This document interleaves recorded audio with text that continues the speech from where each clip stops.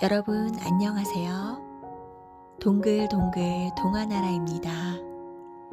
오늘도 동화 들으시면서 편안한 시간 되시기 바랍니다. 보양스님과 배나무. 신라와 후백제 후고구려가 서로 세 나라를 통일하려고 다투던 무렵 신라의 보양이라는 스님이 살고 있었습니다. 보양 스님은 큰 뜻을 품고 중국에 가서 불교를 공부했답니다. 그 당시 중국은 매우 큰 나라였어요. 그래서 보양 스님은 부처님의 가르침을 좀 더 많이, 좀 더 깊이 공부하려고 유학을 떠났던 것입니다. 어느덧 공부를 모두 마친 스님은 신라로 돌아가려고 황해로 향했습니다. 아, 이 바다만 건너면 신라로구나. 돌아가면 내가 공부한 것을 남김없이 전해주어야겠다. 보양 스님은 드넓은 바다를 바라보며 잠시 생각에 잠겼습니다. 그 순간이었어요. 갑자기 바다에 소용돌이가 일어나더니 집채 같은 파도가 밀려왔습니다. 바람 한 점 없이 맑은 날씨였는데 참으로 이상한 일이었어요. 잠시 후 바다 한가운데가 위로 불쑥 솟아올랐습니다.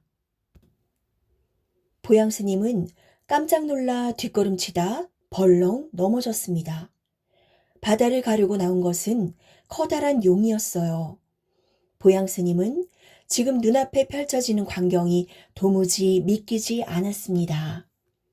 그런데 용은 뜻밖에도 보양 스님에게 공손하게 절을 했습니다. 그러고는 몸을 낮추어 자기 등에 올라타라는 신용을 했어요.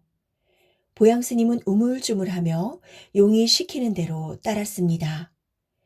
보양 스님을 태우자 용은 꿈틀거리며 다시 바닷속으로 들어갔습니다.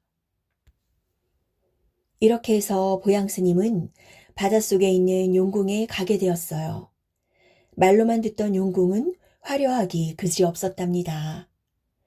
용궁에 들어서자 용왕은 보양 스님을 아주 반갑게 맞았습니다. 오시느라 고생이 많으셨소. 고맙소. 보양 스님은 대체 자기를 왜 여기까지 데려왔는지 알 길이 없었어요. 하지만 용왕은 웃으면서 말을 이었습니다.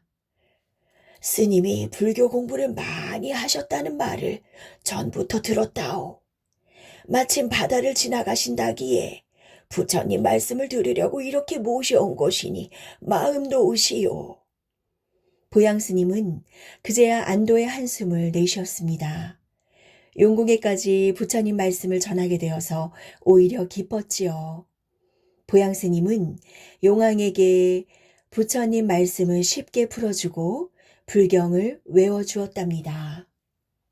용왕은 보양 스님의 가르침을 들으며 아주 흐뭇해했습니다. 나는 바닷속에서만 지내느라 부처님의 훌륭한 가르침을 배울 수가 없었소. 오늘 스님의 말씀을 듣고 보니 깨닫는 바가 매우 크다오. 고마움의 표시로 스님에게 드리고 싶은 물건이 있소. 용왕은 보양 스님에게 황금빛 가사를 한 벌 주었어요.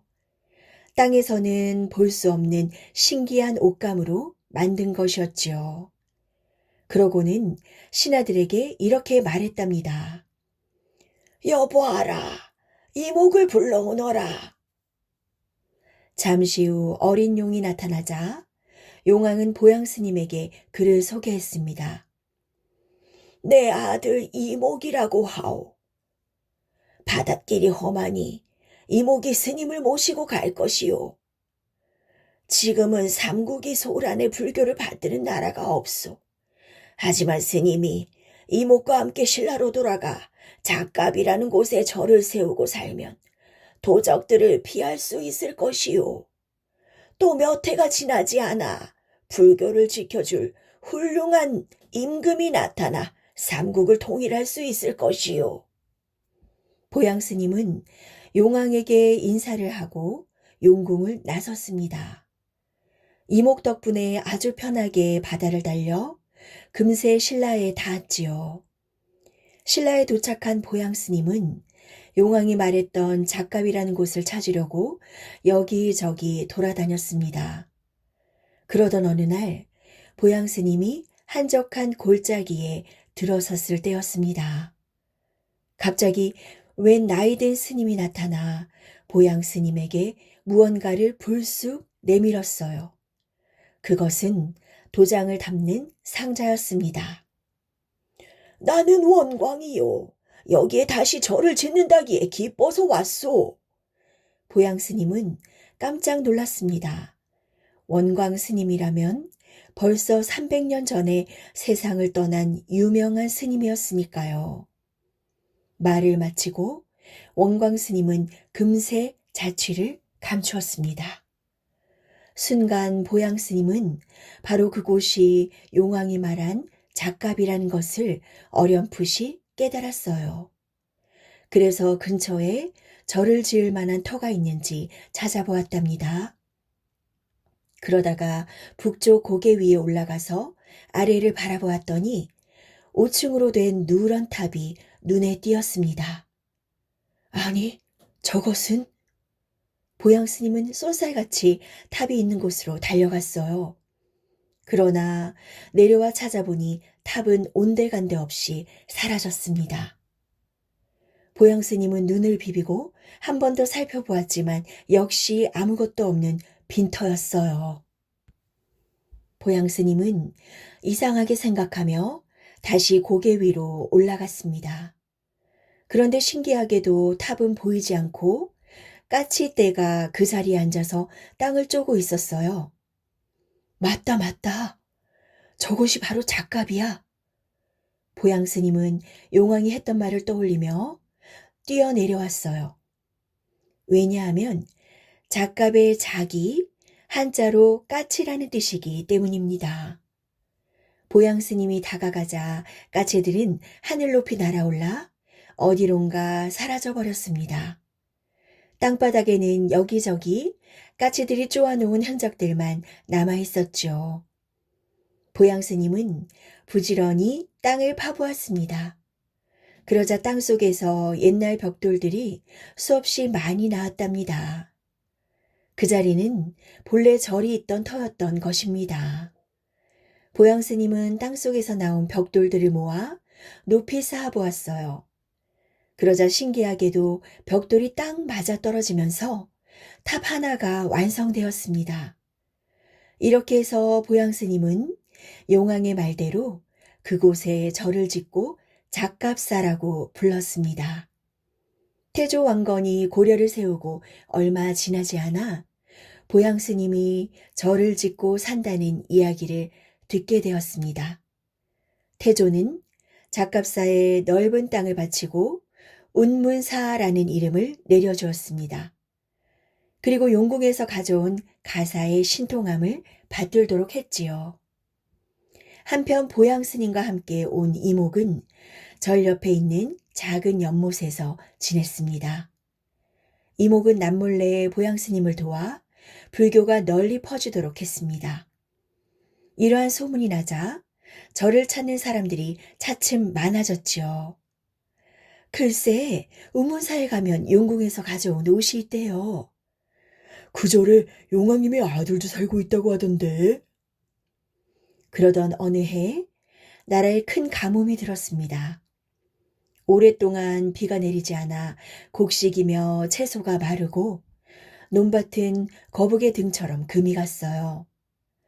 이렇게 계속 비가 오지 않으면 곡식은 물론이고 사람들마저 살 수 없을 지경이었습니다. 보양 스님은 여못으로 가서 조용히 이목을 불러냈습니다. 지금 온 나라가 가물어서 큰일이구나. 너는 용왕의 아들이니 비를 내리게 할 수 있을 것이야. 제발 비 좀 오게 해다오. 그러나 이목은 난처한 표정을 지었습니다. 비를 내리게 할 수는 있지만 제 마음대로 비를 불렀다가 하느님이 아시면 큰일 납니다. 이목은 한참 동안 생각했습니다. 제멋대로 비를 내리게 했다가는 자기가 죽을지도 모르고 또 지금처럼 비가 오지 않는다면 사람들의 고통이 너무 클 것 같았습니다. 얼마나 시간이 지났을까요? 이목은 드디어 결심을 했습니다. 그래, 비를 내리게 하는 거야.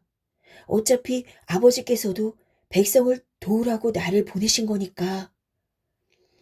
이목이 비를 부르자 맑은 하늘에 먹구름이 몰려들더니 드디어 장대비가 쏟아졌습니다. 온 백성들이 밖으로 나와 비를 맞으며 기뻐했습니다. 그러나 하느님은 기분이 몹시 나빴습니다. 어떤 녀석이냐? 감히 내 허락도 없이 제 맘대로 비를 내린 녀석이. 드디어 용왕의 아들 이목이 한 짓이라는 것을 알게 된 하느님은 화가 치솟았습니다. 뭐라고? 어린 녀석이 감히 그런 짓을 했단 말이냐? 하느님은 급히 심부름꾼을 불러 이목의 건방진 행동을 벌주고자 죽이라고 명령했답니다. 무시무시하게 생긴 심부름꾼은 하느님의 명령대로 이목이 있는 운문사로 내려왔습니다. 이목은 벌벌 떨며 보양 스님에게 달려갔어요. 스님, 스님, 저를 죽이려고 하느님의 심부름꾼이 왔어요. 보양 스님은 일단 이목을 마루 밑에 숨겼습니다. 잠시 후 정말 하느님의 심부름꾼이 나타났어요. 그는 보양 스님을 내려다보며 소리쳤습니다. 하느님의 명령을 받아 이목에게 벌을 주러 왔다. 당장 이목을 내놓아라. 보양 스님은 손을 들어서 뜰 앞에 있는 배나무를 가리켰어요. 하느님의 심부름꾼은 그 배나무에 벼락을 치고는 하늘로 올라갔습니다. 이목을 찾는데 배나무를 가리키다니 대체 어떻게 된 일일까요? 그 이유는 배나무도 한자로는 이목이기 때문입니다. 그러므로 용왕의 아들도 이목이고 배나무도 이목인 것이지요. 이렇게 해서 이목은 살았지만 배나무는 꺾이고 시들어 버렸습니다.